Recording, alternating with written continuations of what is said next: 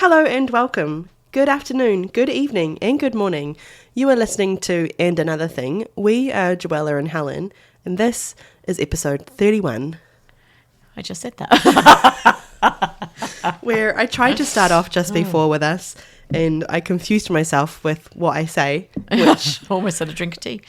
I don't know why I confuse myself. I say it every single episode, but I think I say it so much now, like our outro part, that I actually don't think about what I say, and so I got confused. If you do think about it, then you get confused. So then I took over, but I am not the intro person, it would seem.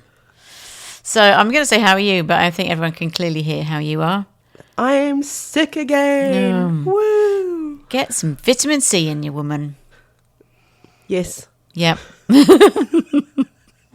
Sort out your immune system. Bish, bash, bosh. Well, I think part of the problem was I was talking to a friend of mine in New Zealand prior to starting this, and I was telling her that it was... Kez? Yes. Yeah. Not 2 weeks ago, I had a chest infection, and then I kind of slowly came out of it, was feeling okay, and then after that I went into a full week of work, and then every single evening I was out doing something, and I didn't get home until like 10 or 11 o'clock most nights, and then I was at work by 7 o'clock the next morning. Do you know what that's called? Burning the candle at both ends. Yes. Yeah. And that's when I realised I was very sick, and then I actually didn't let myself recuperate very well, and then I got very busy, and then my body's like, you know what? Let's just tell you to slow down. Slow it down. This is how we're going to tell you to And slow have it some down. soup. Yeah, that's probably going to be my dinner tonight. Yeah, good idea. So So we haven't got tom yum. See, I always forget. Well, how are you doing? I'm good, but I've had a week. Whew, I've had a week. I had a Wednesday, Tuesday and Wednesday. I had a colonoscopy yesterday. Oh, the procedure, the prep for that is awful. I've heard that the whole thing has been awful. Like, no, I've not for you, but I've heard in general that colonoscopies are not great. What is the not great part about it? The prep before. Okay, the so the actual procedure- colonoscopy itself, you have no idea. Are you out for the count? Yeah. She said, enjoy your 20-minute nap. I said, I will. Thank you very much. Okay, so you're out for the count. Procedure's fine. Yes. But the lead up to it. Take us So through the day that. before, you have to have liquids only, clear liquids. You can have Jello, which I forgot to make, and then you can have broth. You forgot to make your jello? Yeah, forgot it. Oh, that's disappointing. And broth, just clear liquids basically all Right. day, like So which tea, basically- herbal tea. No caffeinated tea? You're not allowed caffeine? It didn't say, it just said weak tea, but Okay. herbal teas, no milks, no dairy, nothing to eat basically. Yeah. So I'm good at that because we do fasting, but I realise that during our fasting, then I get to about 12 o'clock and I'm like, okay, I'm going to have like a flat white or a cortado or something. And that just, I know that stops my fast, but then I don't really have to eat until like 2-ish. Right. But- and also 12 o'clock is an annoying time for us to even try and eat. Well, 'cause that's our right. lunch rush. Yeah, and so so we don't actually have time to stop and eat You've just got to have something that's going to fill you up a bit. And then I was leaving at 12, luckily, because I was getting hungry. But when Scott came in, I was in bed and he's like, what are you doing? I said, I'm so hungry. This is so boring. And I hadn't even started doing my the drinking thing. So what's the drinking thing? So it's called, Peg Light. Okay. And it's this 4-litre jug. Well, 4 litres? I don't even drink 4 litres in a week, I don't think No, normally. And it's 4 litres. So you fill it up the day before and shake it because it's got the powder in the bottom, just with water. And the powder, the laxative stuff's in the bottom. Yeah. Then you have to put it in the fridge because apparently the taste is better from the fridge. Okay. I also read to drink it through a straw, and so that it doesn't touch all of your taste buds. And it's just the very end swallow that you're like, whoa. And it says fruity flavour. It's fine for the first few glasses, you're like, okay. But then when you have to keep drinking it, it's like, no, not okay. Do you chug it down? Like, do you just all 4 litres No. all in one go? No, or are you you have over to the do- day?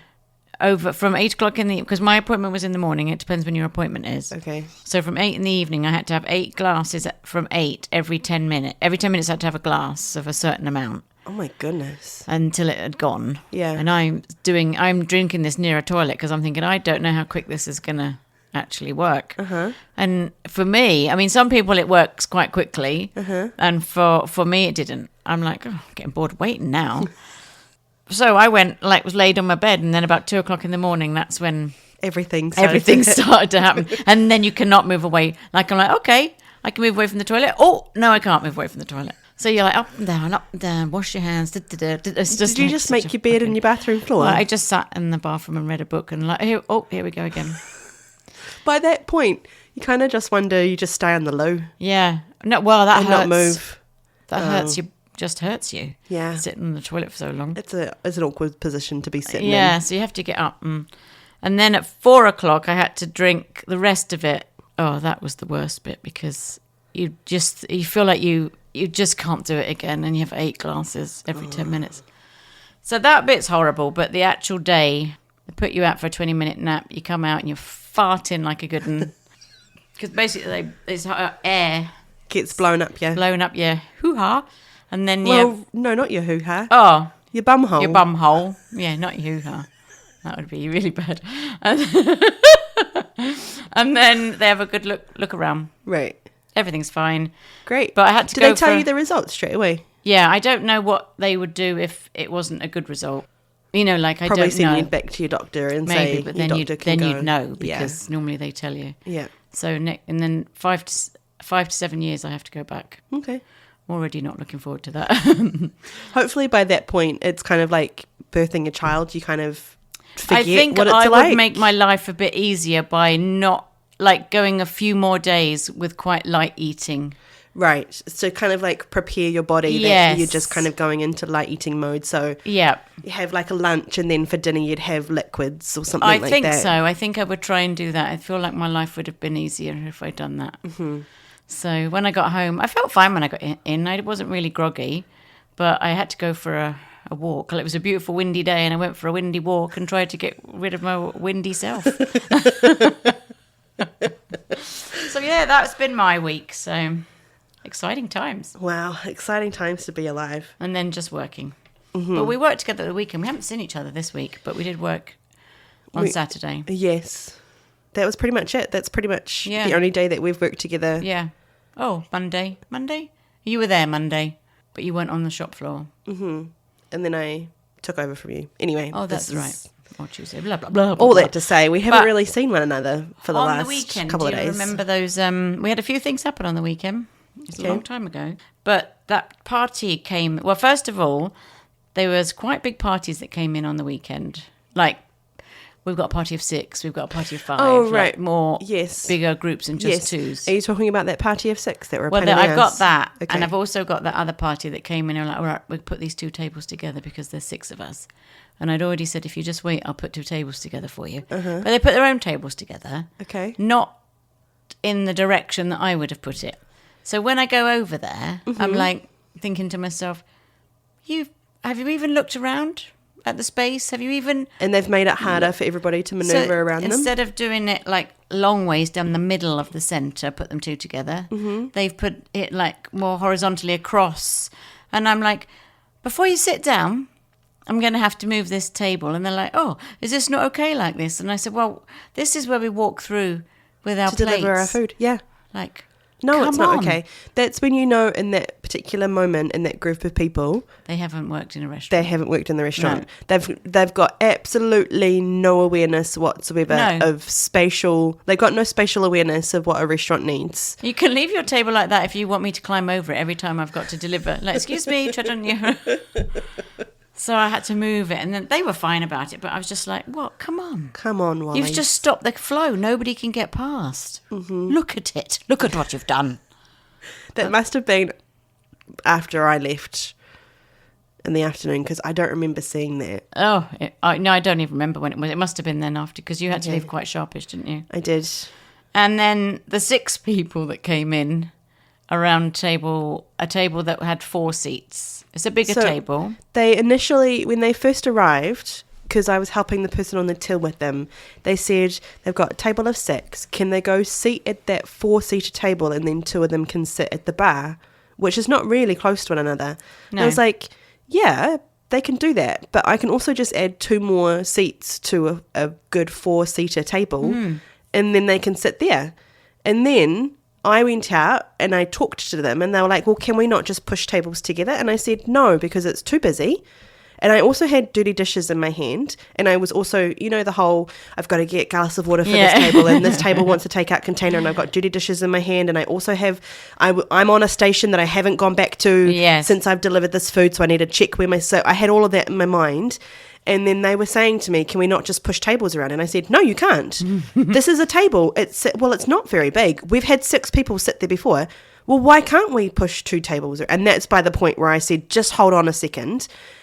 I went back in, I put plates down, and then that's when I turned to you and I said, can you just go help them? Because by that point, my fuse was... Yeah, you said they want to push tables together, and I think I'm just going to do it because I can't really be bothered. And I'm like, no, they're not doing it because have you seen the lineup? That was when my fuse was just... Because that's what was going on in my brain. I had all the other things, and I was like, there is a table right there. We've seated you there. Just sit your asses on the table on the chairs. That's what I wanted to say to them. And I wouldn't have said that, but that's what I was nearly close to. That's what you wanted to say. Yeah. That goes back to so what we were saying a few weeks ago. Remove myself from the situation. So I go over there and I said, I'm just going to put 2 chairs at the either end. Well, can we have this table? I said, normally if it wasn't busy, I would say yes. I said, but on this occasion, I said, see all those people in that lineup? They're all looking for somewhere to sit. So would it be okay if we just put 2 tables here? And the woman, I don't think was very impressed. But the guy said, oh, yes, absolutely. He said, oh, we could sit at the bar. And I said, well, you could do that. I said, but, you won't be able to speak to each other, but it's entirely up to you, blah, blah, blah. Mm-hmm. Anyway, so they sat down. Yeah. But yeah. Which is the proper way to handle that situation in general. Mm-hmm. And what I should have done. But by that point, after already arguing with them and already putting them at that seat and explaining, no, you can't put 2 tables together, I was like, I don't have the capacity to be that polite. It's not in me right now. Also, that couldn't have happened there if they'd thought about it either, because the table 10 someone was sitting at, they were sitting at 9. If they'd put a table on the end, we wouldn't be able to deliver the food because they'd be in front of blocking, the door. Yeah. So it wasn't going to work. Again, no hospitality, spatial awareness. No, with that none. one. And that was a big lineup. I'm like, you can't. Yeah. People that want to add extra tables, no, you can sit around this. Other 4 people are sitting around these tables, just happily enjoying themselves. Look, they're laughing. Yeah. Look, they're laughing. You try.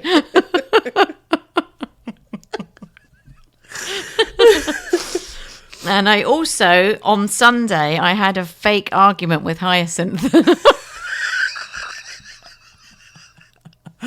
No, I've got a question. Did Hyacinth even come in?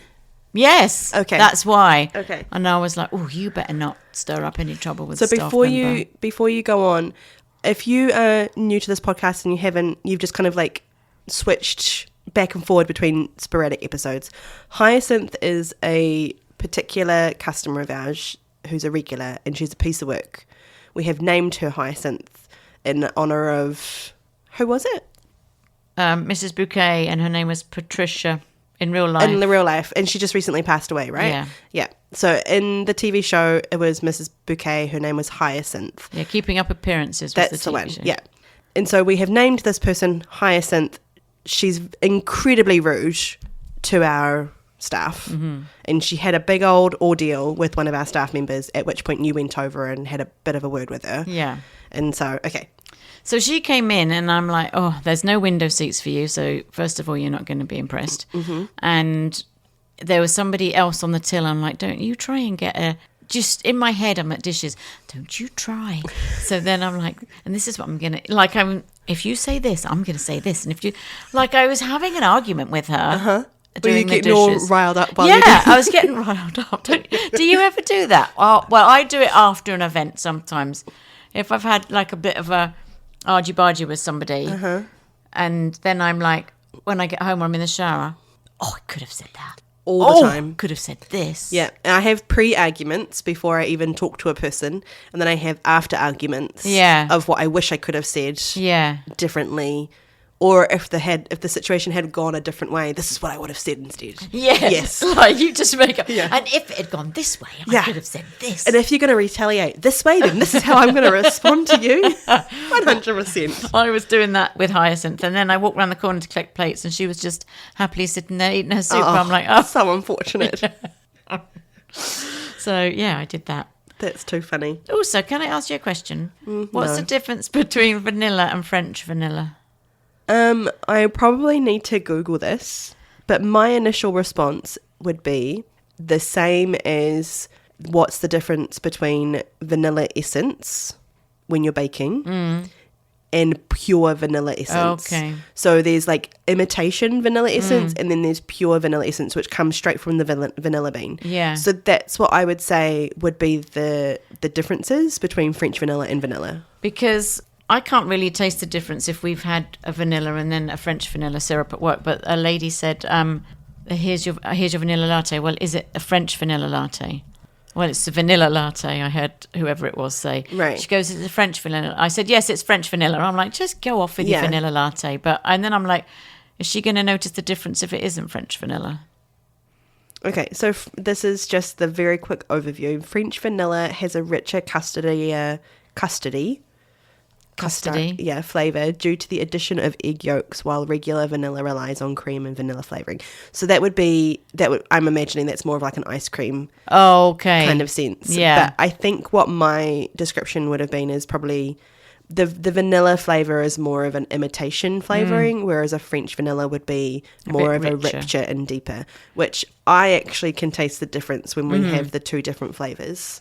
The one we have now is French vanilla anyway. And we did have to have vanilla for a while. Anyway, that's beside the point. But I can actually imagine that in ice cream. Yes. Because French vanilla would be delicious. It's different, whereas plain vanilla ice cream, it's just... And then Cornish ice cream. What's Cornish ice cream? So creamy, that's all I can tell you. It's just so creamy and delicious. Do they come from and it's Cornish very cows? Yellow. Yeah, I think it must do. They must be. I don't know, I'm making this up, but have a Google. Okay. Comes from Cornwall. Right, I kind of figured that. Yeah. Okay, so I want to tell you this thing that happened. There were two things that happened to me this week, but one of them was, it happened yesterday, and I found it very entertaining, and then an idea kind of like sparked from the entertaining of it all. So I was working with 3 girls yesterday. One of the girls was up front and the other girl was at the back. And these 2 girls particularly, every time I came around the corner, they would immediately tell me what they were doing. Like, I'm just waiting for this to finish in the dishwasher. I'm like, okay. And then the other one, I came around, I'm just putting this away. I'm like, okay.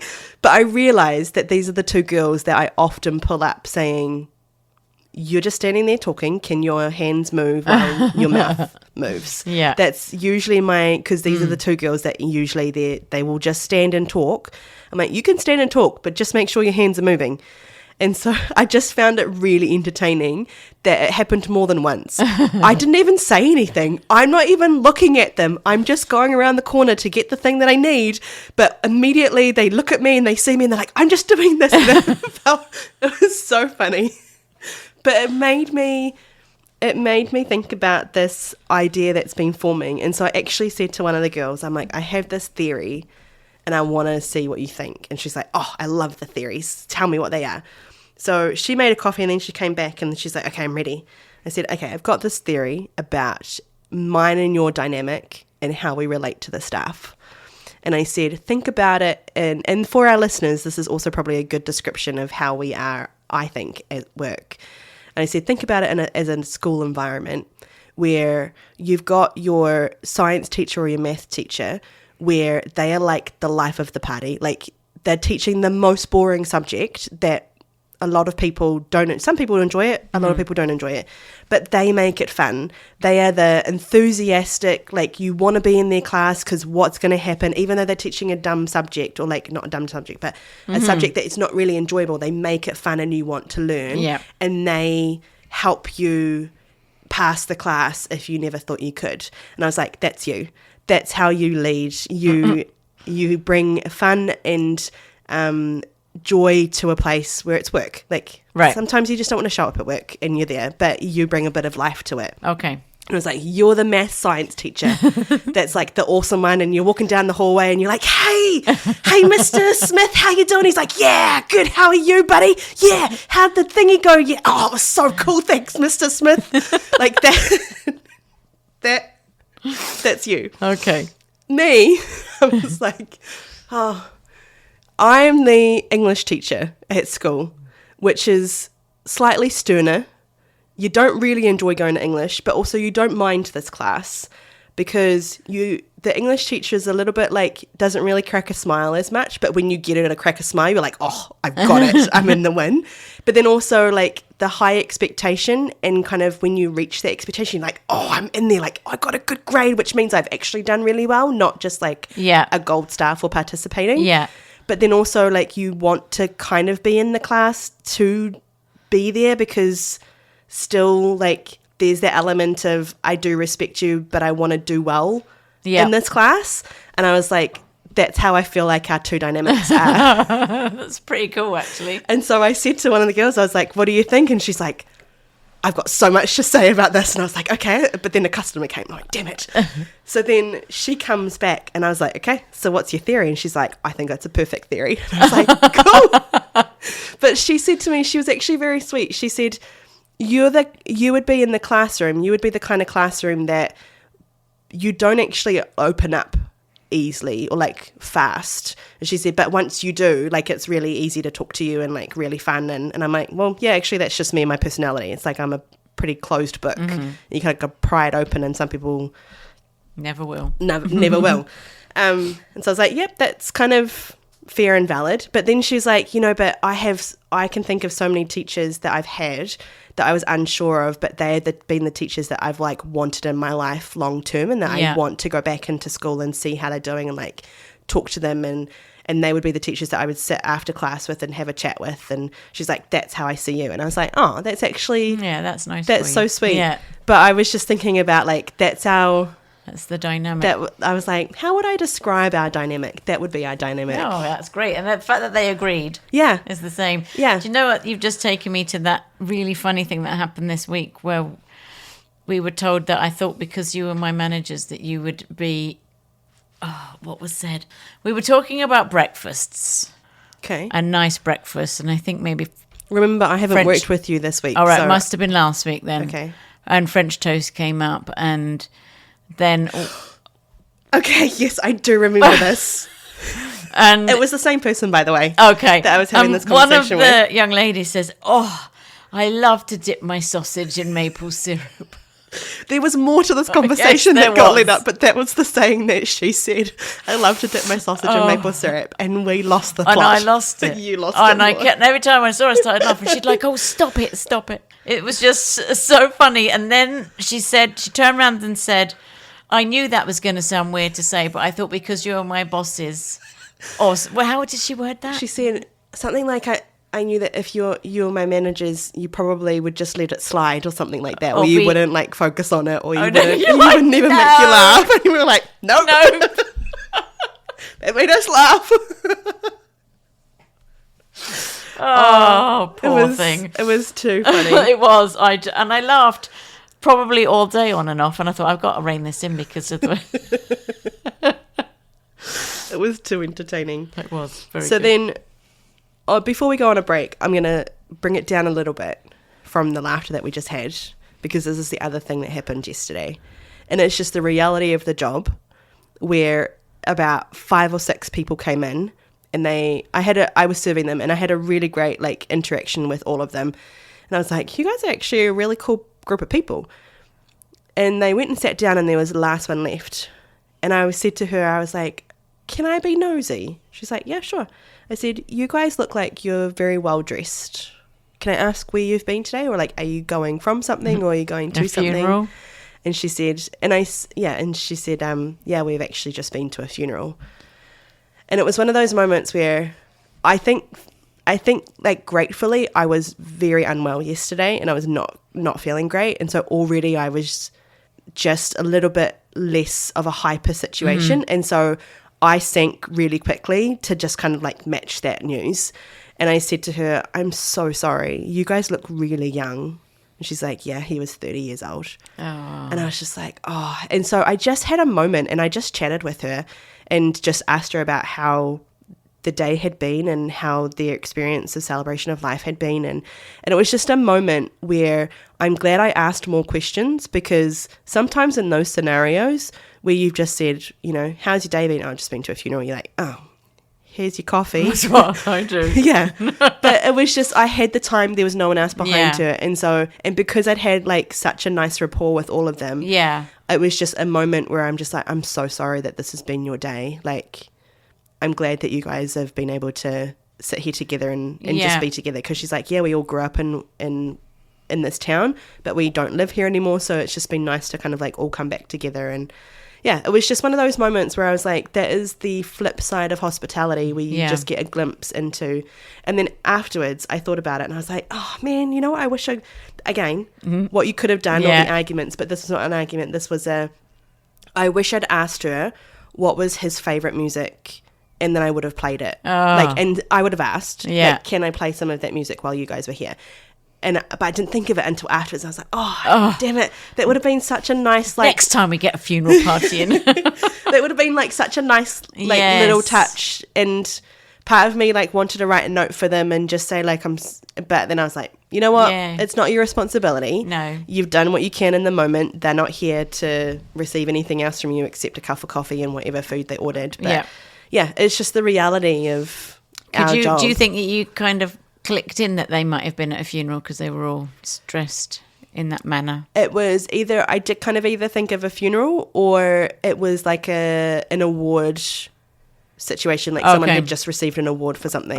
It was a weird day, and it was the middle of the day, and it was the middle of the day, like week, but I did kind of think something different has happened because of how they were dressed and how they were just interacting with one another. So in the summer we sometimes get groups of people coming in that are at weddings, because some people have a gap from when they get married to the reception, which I find what a pain in the ass, really annoying. I mean, they're gone off and getting their photos done, and then you're like, oh, la-di-da, what am I going to do? Oh, let's go. And to a sometimes coffee in a shop. town that you don't know where anything is, because you're just visiting for the weekend, and you're like, okay, well, let's anyone know we don't even know, we can't eat too much because I always look at their lovely dresses and think, don't spill your hot chocolate on that. Anyway, on that note, we'll take a break tea. And we'll come right back.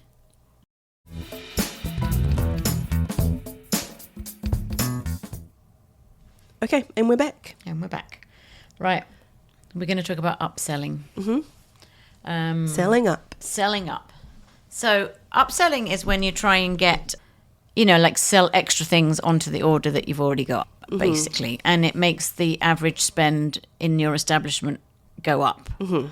Or do you want something sweet with your coffee rather than just a plain cup of coffee? Yes. Yeah.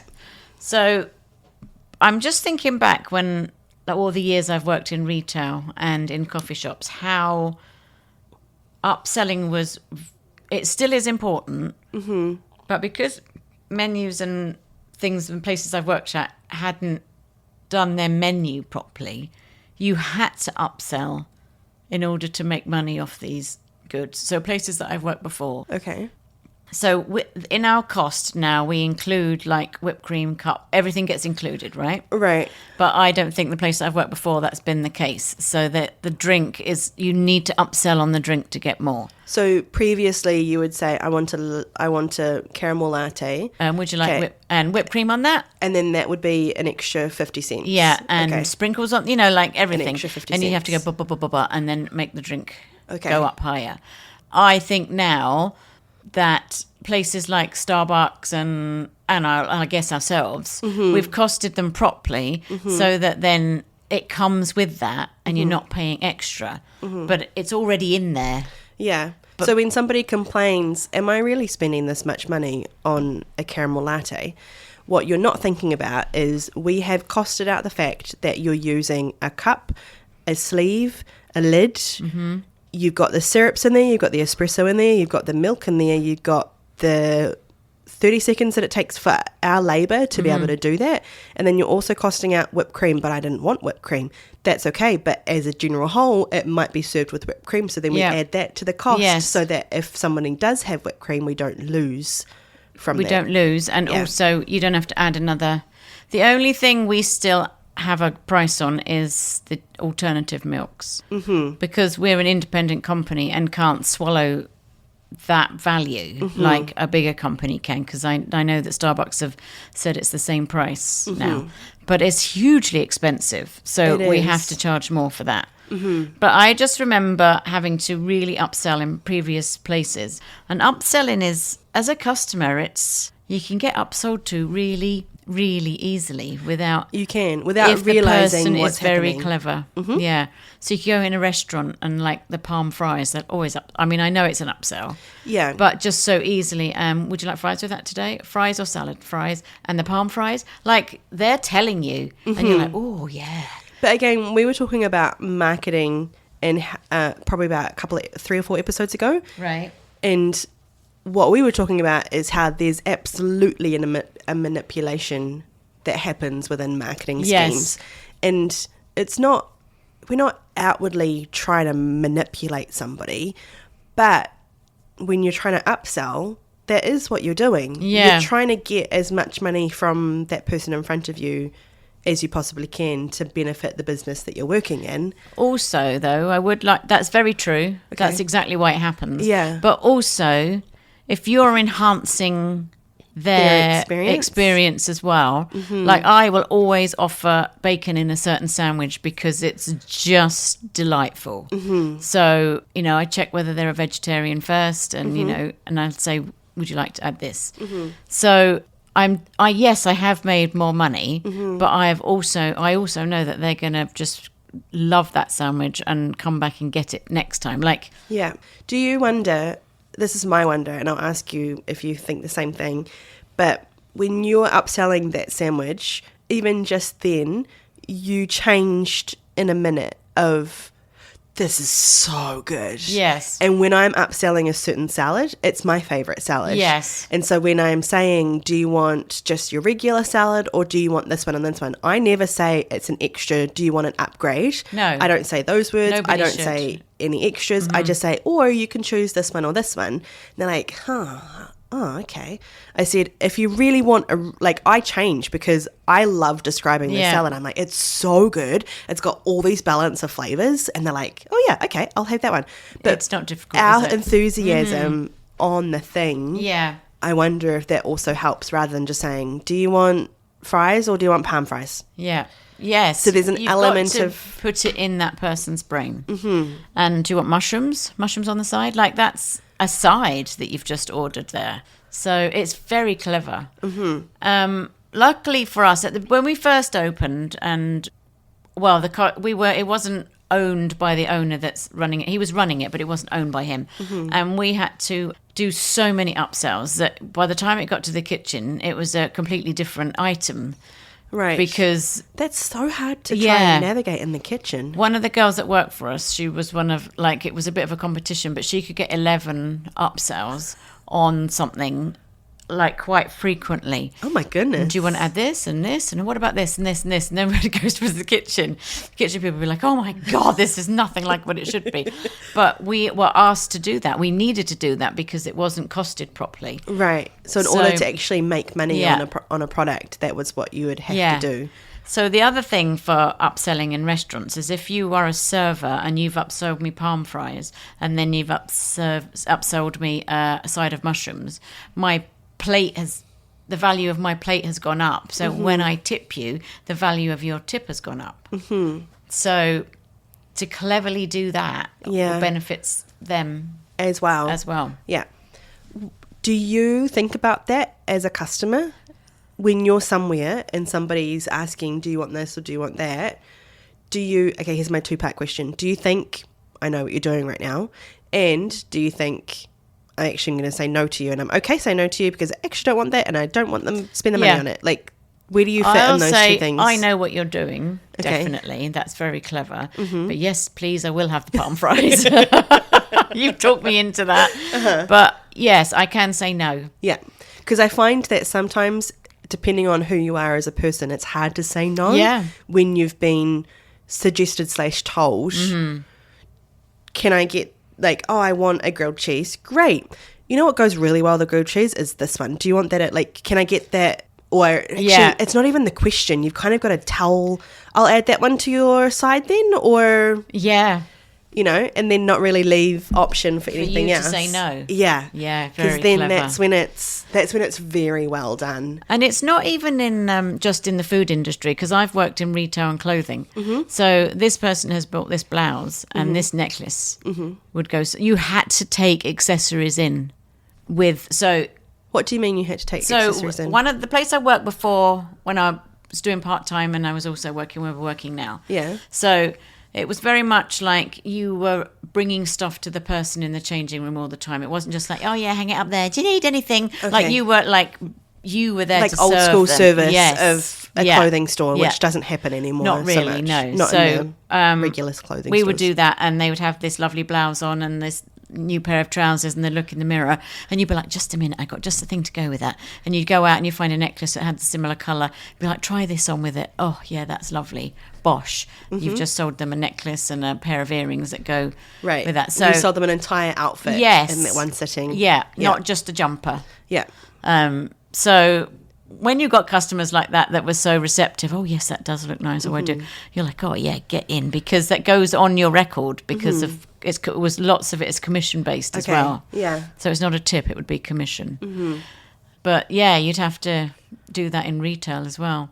Which there's only a few places that are still like that. The place that I used to work that's still there, but now they just be like, do you want a room? Like, there's nothing to it now. Not that I want that, to be honest. I would never go and shop in the place I used to work, because I'd be like, just leave me alone.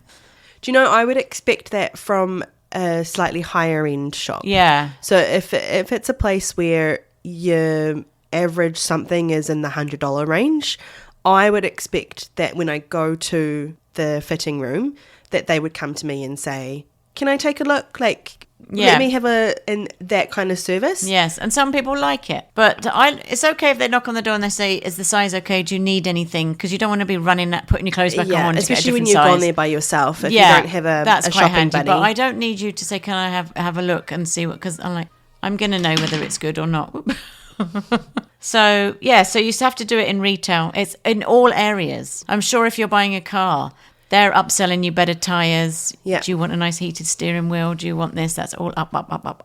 I don't mind upselling things. And as a person, like, I don't mind doing that, because if I can get behind something that I want to sell, then I can do that. Yeah. And I can do that very, like, it doesn't play on my mind. No. But I don't think I could work in a place that requires me to sell something for commission. Yeah. Because that feels so stressful for me. It is. Like, some people thrive off of it, and that's why there's salesmen salespeople in the world, and that's just, that's their personality, and they can do it, and that's great. But I'm like, I couldn't. The amount of stress that it would feel to think to myself, I have to sell this in order for me to make rent this week. To make or extra money. To make what I need in order to be able to provide for my family or whatever.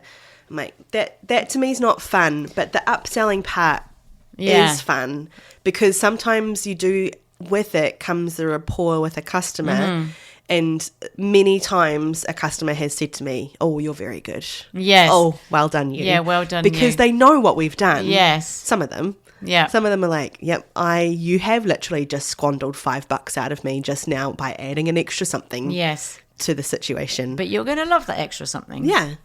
And I think that's the beauty of how we do it. I don't know if that's the mindset of other people, but we're doing it so that their experience, like you said before, is enhanced. Yes, we're doing it to get some more money, but there's a partnership with, we want to gain, but we also want you to gain. And there's also no pressure on us to do this. No. From above. But I've worked in places before where there's a huge amount of pressure. Did you show them that necklace? Did you offer them this? Like, there's pressure because the people above us are under pressure from other people to bring in these figures. So then that pressure gets to put on to the lowly people, to us. Yeah. But we're under no pressure to do that.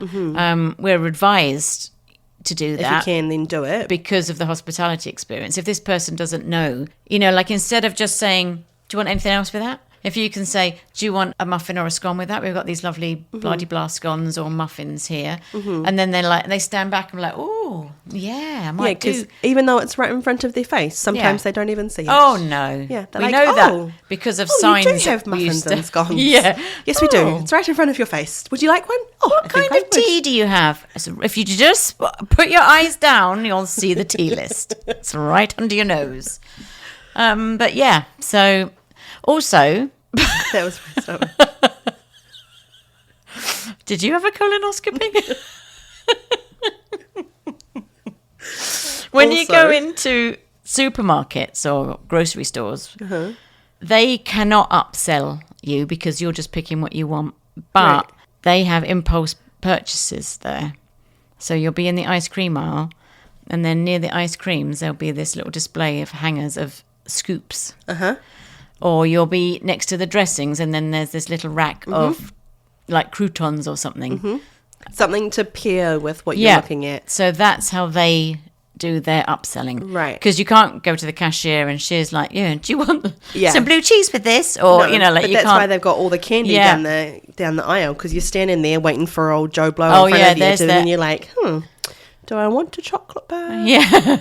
Do I want to read that magazine? Do I need some gum? I think I might need some gum. Yeah, it's all there. Yeah. That's the clever thing. Yeah. But sometimes that's worked on me because I've been getting something and then I've seen I'm like, oh, we need those too. Thank God they were here. So it must work for a lot of people. Yeah.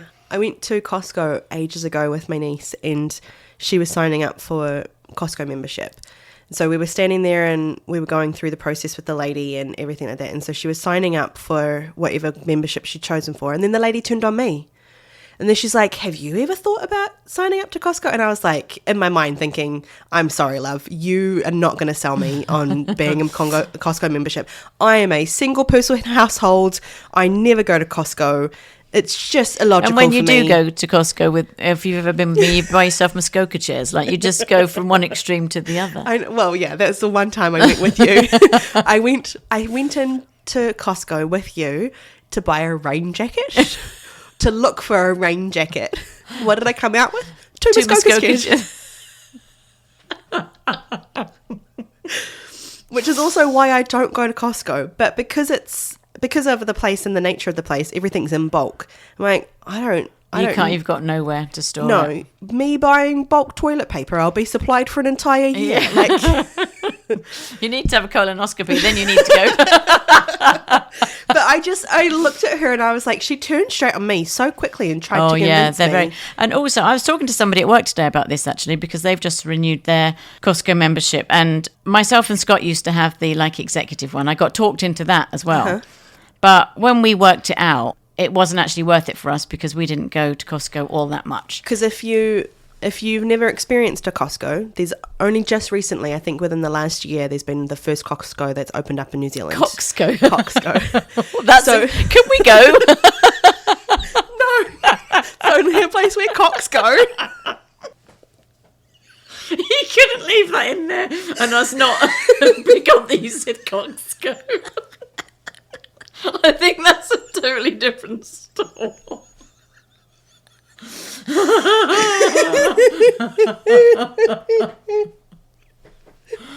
Oh, big one, small one, some as big as red one.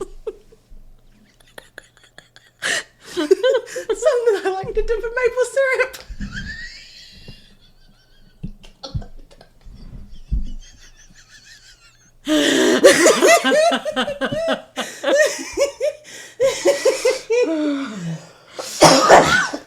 Anyway. Oh, goodness. So this Costco in New Zealand. So what I was just going to say, briefly describe when you've got a Costco membership, you go, you spend money, and it's kind of like you accrue points, which if you accrue so many points, it gets turned into Costco dollars. Which you can then use towards your membership. Right, so that's the deal that they kind of put. And sometimes if you spend more, then you cover your membership. You don't have to use it on your membership, right? You don't have to. No. But it just covers the cost of your membership. Which is how they sell it to you. Yeah. But if you actually don't go there often enough, then it doesn't actually cover your membership at all. No, which is what we found. Yeah. And so then who carry I on. was talking to today was the same thing. They used to go a lot and it used to be worth it. But now he's found that Costco is, you have to be careful because it's not as cheap as you think it is sometimes. So you can go to your local supermarket and they'll have a deal on laundry detergent that's way better than Costco's. So you've really got to only go to Costco for the things that are on special. Well, Or the thing that you really want from Costco that only Costco has. Yeah.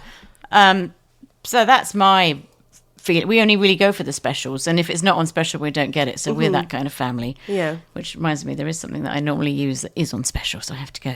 But so we just we dropped down to that membership, but they really don't like you doing it.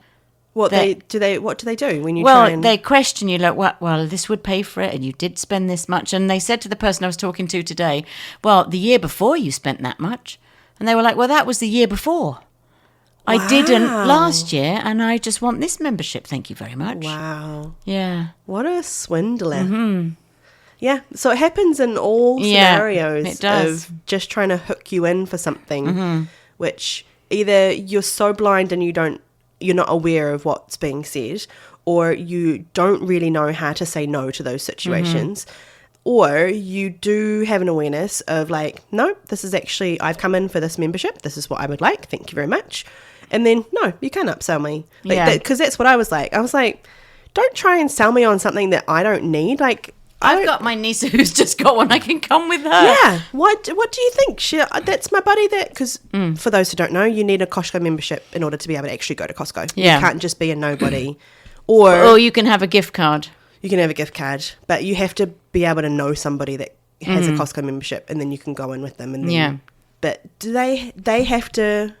They don't have to pay for it though, right? So if I went in with you, you can use my They card. scan your card, but I can pay for it. Yeah. Yeah, okay. See, that's how much I go to Costco, guys. Yeah, because when our boss is away and I didn't have a membership, that's why I got a membership, though, because I forgot the membership and was like, oh, I'll just get us a membership. Yeah. And, but... Because they wouldn't let you in. Well, they would let me in. I just would, because they used to just wave it in front of their nose. Mm-hmm. But now you have to beep it on a machine and I think your picture comes up so they can see. But you'd be like, yeah, Costco, and you just walk in. Yeah. But I got one because I forgot the Costco card and we needed stuff. So I'm like, I'll just get one. Mm. And that's when I got talked into the executive one. Go home to Scott and I'm like, look what we've got. He's like, God. I'm not really allowed there by myself, although I'm pretty good, I have to say. Because you're not the shopper of the family, so you go in for... I go in for a rain jacket and come out with 2 Muskoka chairs. The thing that's on sale that you want to go and get, that you usually get because you're the family that goes in for sales, yeah, and then you come out with a trolley full. Some extra stuff. Yeah. Yeah. That's how the upselling gets you. That's how it works. I go up and down every aisle. Oh, that looks nice. That looks nice. But it's too bulky. We don't have anywhere for it either, really. Mm-hmm. I don't know where people store it. Crazy. I don't know either. Like it's good for, well, I guess it's for businesses. So it is good for businesses. That's what it was initially designed for. Right. And on every Tom, Dick and Harry couldn't get one at one point. It was just if it was a business. But if you do have a big family, I can see the blessing of how it, because it is everything in bulk. Mm-hmm. It's great. Yeah. For the scenario that, not great for me. Not for you. No, I avoid going to the supermarket. Why would I want to go to Costco when it's so busy all the time? And then you get closer to December. Oh. Heck to the no. Yeah. No way. You're right. All right. Okay. Well, let's have another sip of tea. We'll have another sip of tea and we will be right back. Or left back if you're so inclined.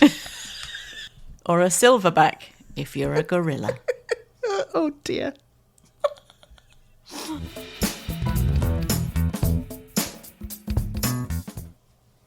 Okay, and we are back. Back. And it's the who does that or who says this. Oh, okay. I was like, but you didn't have a who does that. I don't. So where but were you going? This is a weird thing for you to say. Okay. Can I have a coffee? Yep, absolutely. What kind of coffee? Blah, blah, blah. Established that. Are you staying in? Yes. And I'd like this muffin. Perfect. And we go to get a plate. And he's like, no, not on a plate. And I was like, oh, is it to go? Like, no, I'm staying in. But I don't like plates. Okay. Oh, what? What do you mean you don't like plates? Like, Well, how do you eat your dinner if it's not on a plate? So did he take it in a bag and then he just sat at a And then table he and he used ripped the bag open and used it that as his a plate. plate? He said, no, I don't like plates. Huh. Yeah. Maybe he doesn't like plates in other establishments because he might be like slightly inclined of like, I don't know how that's been cleaned. Yeah, but you're drinking out of a cup. Oh. That also happened in COVID, actually. Oh, can we have paper cups? Which is fair, fine. Yeah. Everyone was all really scared. And can we have paper cups? We don't want to drink out of the mugs. And I was like, absolutely. But then they would eat something with a fork from their plate. And I'm like, you do know that fork's been in other people's mouths, although we've Has been washed. It has been washed, Yes. obviously. But Yes. so would the cups have been. Yeah. But he said, yeah, no, I don't like plates. Huh. Like, okay. That's fascinating. Yeah. I want him to come in next time and order a sandwich and see what happens then. He'd probably just have it in a takeout and a salad. Like, is there such a thing as plate phobia? I don't know. There might be. Might be. There's so many different phobias Yeah. out in the world. Anyway, that Would you happened. have said that if you don't like plates? No. Would you even say that to somebody? Just say no, but can I just have it in a bag instead? Are you dining in? Yes, I am. Full stop. Yeah. But is it okay if I have a bag? Like, you don't have to explain yourself. No, you don't. He didn't have to explain Yeah. himself, but I wanted to know why he didn't like plates. I'm like, that's weird. Why don't That you is like weird. plates? And then you can't really follow up with further questions. No, I wanted to. Which is so frustrating. Like, what do you mean you don't like plates? Do you have a phobia? Do you have a phobia, sir? What is it? And then I'd want to ask all the questions. How do you eat cereal? Do you just not like our plates? Yeah. We don't like the sound of things on plates or like cutlery on plates. Ooh, Amy which- doesn't like that. Yeah, I know. I think there's some people in our family that don't like that. Yes, there is. I've got some awful plates from IKEA that have, sometimes you get a glossy plate and sometimes you get more of a matte plate. Mm-hmm. Well, it's matte and I can hear the knife and sometimes it'll scrape on the plate and it's a different kind of sound to when it's on a glossy one. Why are you digging into a plate so hard that your cutlery makes that kind of sound? Well, sometimes it would slip, like, and you go. Oh. What is it? Are you a nails on chalkboard ooh kind of person, or what's the thing that makes you do this whole shoulder up to your ears thing?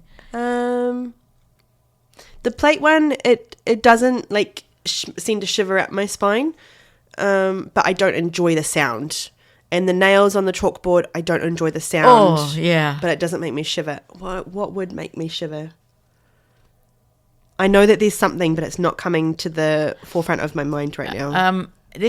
I know, so I can't think. I think there's a few things that do that for me, but I can't think what they are now. But somebody I know doesn't like the feeling when you put a cotton wool ball in between your fingers and go like. Oh, yeah.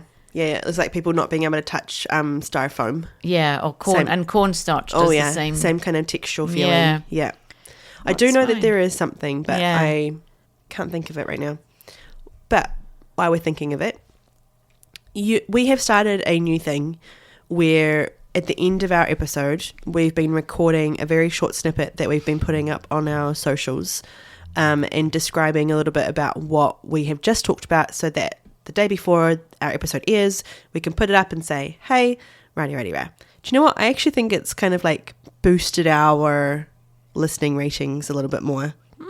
Very good. Which is fantastic. People seeing our wonderful faces for 3 minutes. For 3 minutes. But in the first episode, I wore a hoodie. And then in the second second video that we took, I wore the same hoodie. Not really realizing that I was wearing the same hoodie. And then afterwards I was like, oh, and then the third one that we did, I intentionally wore the same hoodie. But I said to Helen the other day, there's actually a story behind that particular hoodie, because if you ever stop and pause to have a look at it, it's got 1,000 Islands written on it, and underneath something about something. I think it says Buffalo or New York State or whatever, but 1,000 Islands, because my mum and her husband were over, and my auntie were over when my niece got married, which I was editing the episode today. We were trying to say, is it 2 years or 3 years? It was only 2 years ago that she got married. I know. We said 3. And we said 3. Sorry, niece of mine. which she's probably already heard the episode, and they said, Auntie Jo, it's only been 2 years. It might feel like 3, but it's only been 2. But anyway, so they came over for the wedding, and afterwards I took them up to Ottawa, and then we came down to Kingston area and went and did a tour of the Thousand Islands, which is on the St. Lawrence River, or like at the end of Lake Ontario going into St. Lawrence with it. And it's on the borderline of Canada and America. And in this area of body of water, there are tiny little islands that are so little that they literally just have a house on them. Wow. And then a few rocks around the house, and that's it. Like, it's so bizarre, but so cool. And I keep on looking at them thinking, I wish I could have that house. Like, that would be so cool. And then this particular island is in America, and then that particular island is in Canada. It's the craziest thing. So while on this particular journey, you can get to Bolt Castle, which is Canadian, American owned. We came off of this tour from the Canadian side. When we got to Bolt Castle, which is an island that has a castle on it, that's the only thing on this island. It's such a sad but beautiful story. This man built the castle for his wife. So many things are shaped in the shape of a heart because he basically was like, it was a love letter to his wife. His wife died during the building of this castle, which I think is in the early 1900, like 1904 or somewhere around that. His wife died, and then he was so... Did she leave you her sweatshirt? No. She was so besotted with grief that he stopped all building of it. And then eventually a historic thing took over, and they finished building his design of a castle. It's beautiful. In order to get onto the island, you have to go through customs. Oh, really? Because it's American owned. And so because we, who were on the boat, me, my auntie, my mum and her husband, we all were on New Zealand passports. All the Canadians went through first, and then anybody who had a different passport were the last ones that could go through customs. When I say customs, you're on a little tiny wharf, and there's like a boat shed. And a man is sitting in the boat shed. There's 2 of them. And then you're basically going up to the man in the boat shed. He's got your passport. You do your fingerprints, or you do answer the questions, and then you're good to go. It was the middle of summer. It was so freaking hot. We sat there. You've only got 2 hours on this island. We sat there for an hour and a half waiting for the people to get through the line. And by the time we got there, we had 30 minutes left on this island to see anything. And so by that point, we got through customs, and I said to my mum, Paul, and my auntie Meryl, I'm like, I'm leaving you guys behind. I am running around this island. I will see you back on the boat. So my auntie, I think she only ever she just found a seat and she just sat. She's like, I'm just going to chill and enjoy the view. I think my mum and Paul might have like tiki-toured around, but I raced. I was like up and down, trying to see all the rooms. I'd like took a very quick few pictures. I went this way and that way, and I was like, this is so cool. This is beautiful. Wow. And then I went into the gift shop, and I was like, because I'm in this gift shop and I've only got 30 minutes, I'm buying something, you know, like the whole, my auntie went to the chocolate factory and all I got was this chocolate magnet. So I got a hoodie, and it was the Thousand Island Bolt Castle or Bolt Island hoodie, which is the one that I wore in the video. Oh, but every time I wear it, I always think about that trip. You rushing around. I was rushing. What did I get? I got a hoodie out. And you're going to wear it every week. The thing is, when I look at them to post them, I'm like, which one is it? Because you're wearing the same bloody thing. So I've got a different hoodie on today so that I can tell the difference. You need to delete them each time you put them up. But I'm a bit scared that I'll be like, oh no, you deleted the wrong one. Yeah, I'll do that. So anyway, in case you happen to see our videos and you're like, she's wearing the same hoodie. I do actually have other clothes. Yeah, you're wearing a yellow Chicago hoodie as we're doing the podcast. I do enjoy a good hoodie. And a good hoodie.